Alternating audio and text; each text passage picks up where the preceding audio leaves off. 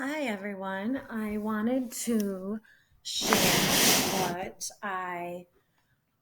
my thoughts about after reading your essays this weekend. Those of you who decided to do one last essay to get some feedback on. This is what I did I'll be doing in the review sessions today. So, the first thing I want to do is I want to again talk about your modules.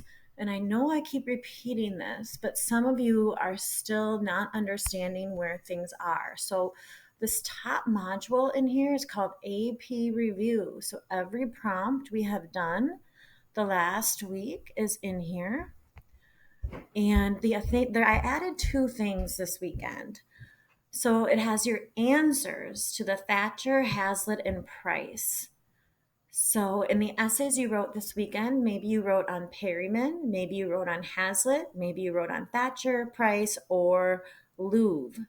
I have answers, so to speak, from Hazlitt, Thatcher, Price. I'll look for the Louvre ones. I guess I forgot to do that. I do not have answers to Perryman because that was never an AP prompt. It's just one of my prompts.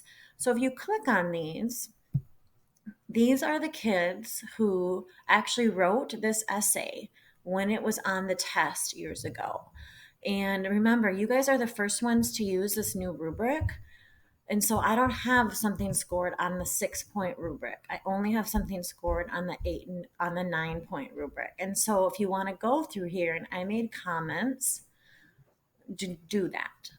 So all of these, right? If you want to read them all, go ahead. If you just want to read the one that you wrote about, go ahead. AP board advice is the AP College Board always writes like 2 to 3 pages as a group after they have read the essays to give students and teachers some advice about what they did well and what they could do better. So you could read those. So that's in there. Please use them. I also have some advice for you based on things that I have seen. You want to make your essay very easy for your reader to read. They are reading essays for 8.5 hours a day for 5 days in a row. So have a good tame thesis. Tame thesis statements are clear and they force you to indicate your understanding of the rhetorical situation right away. I give you an example of one. Please pause and read it. This person does a great job of understanding the speaker. They point out what genre this is. It's a eulogy. They pick 3 things they're going to talk about and what Margaret Thatcher wants the audience to walk away with. That's all in one sentence. A thesis can be 2 sentences, though. Please make your topic sentences clear. You have to have good topic sentences, and what's in the paragraph has to then be about what your topic sentence says it's going to be about. Here's a good topic sentence. Hazlitt's strong verbs and adjectives allow readers to identify with the plight of the poor, building emotion. I know as a reader, this paragraph is about verbs and adjectives. I know that they understand why he uses those verbs and adjectives. This is about the audience being able to identify, which builds emotion in the audience. So this is a nice sentence, and it still has a lot in it. Quotes. All right. I felt like I constantly wrote this on Gatsby assignments. I have no idea why some of you aren't putting quote marks around an author's words or phrases. Please do that. You can't quote an author without putting quote marks. Advice to save you time on quotes. Do not write out a whole long quote. This is a great sentence. This was a good essay. As you can see, I left her verb in here. This list solidifies. That is an awesome verb. But she pulled this whole quote out, and I'm guessing she copied and pasted, so it didn't take her that long. But I don't think you're going to be able to copy and paste on the day of the test. So you can use ellipses. Instead of writing all of these things Perryman used to have, just write some of them. Perryman stresses that she used to have checkoff lists, great skin, and no overdue library books. And I have ellipses here. indicating I did not pull out the whole quote, just enough so that the reader would know what I was talking about. Conclusions. Do not write a conclusion that only summarizes, please. If you have like 2 minutes to write a summary, I would rather you spend the 2 minutes going back into a body paragraph and adding one more line about how a rhetorical choice reveals speaker's exigence or affects the audience. If you want to write a conclusion, this is what you could do to write a good conclusion. Tie in the piece to a value or a call to action or both. Value is your green sheet words. Call to action means like, what does this author want the audience to walk away doing? So here's an example. Here's how I might end a piece about the Perryman excerpt, the one about the mom who got the note on her car.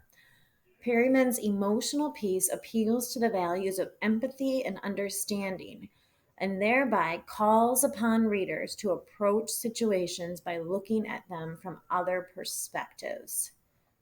So here's values, and this is what she wants readers to do. She calls upon readers to look at situations from multiple perspectives. What does your speaker want people to walk away with after they read the piece or listen to the piece? Here's power verbs. Make sure you have your analytical verb sheet out. Get it out. It should be next to you as you're sitting at your computer.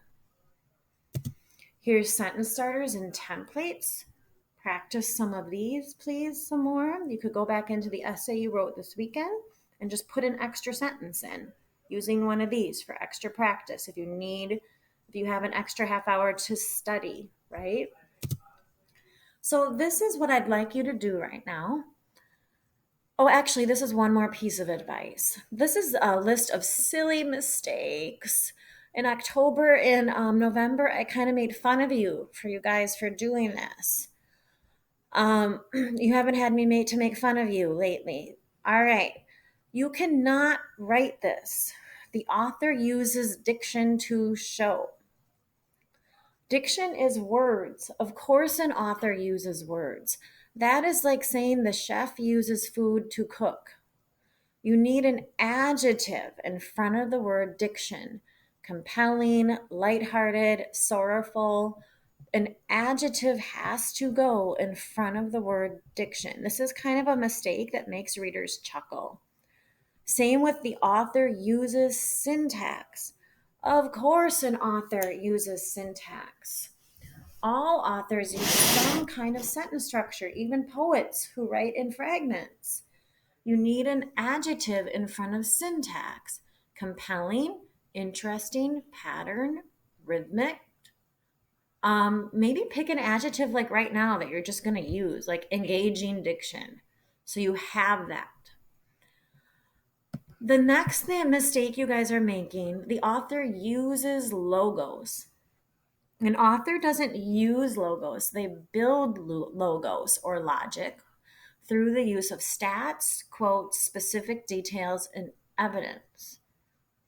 Those things lead to a logical argument. So an author builds logos. They also build pathos and ethos, right? Margaret Thatcher built on her credibility by pointing out that she had a relationship with Ronald Reagan that was so close, she actually called him Ronnie. All right? So don't make those silly mistakes. All right, so this is something you can do on your own right now. I would like you just to practice. Add a sentence to this paragraph about impact on audience. Use your strong verb sheet. So put a sentence somewhere in there. So hit pause right now and do that.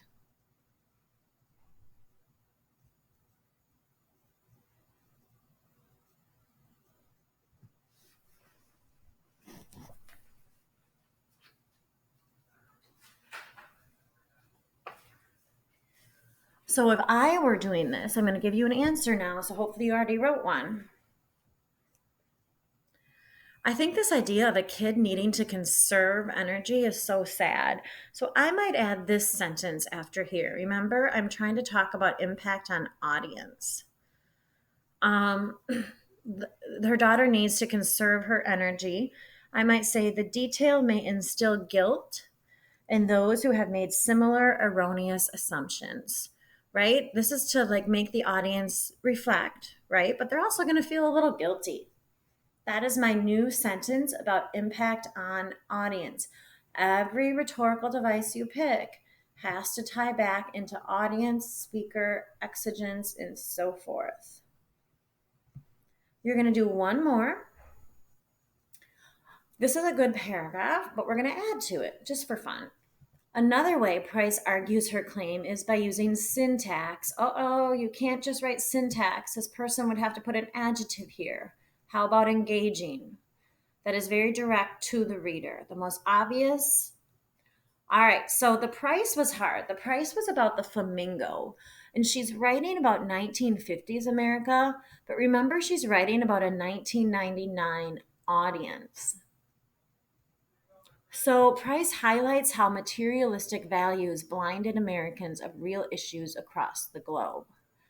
Pause the tape, the video, and see if you can add one sentence about impact on audience.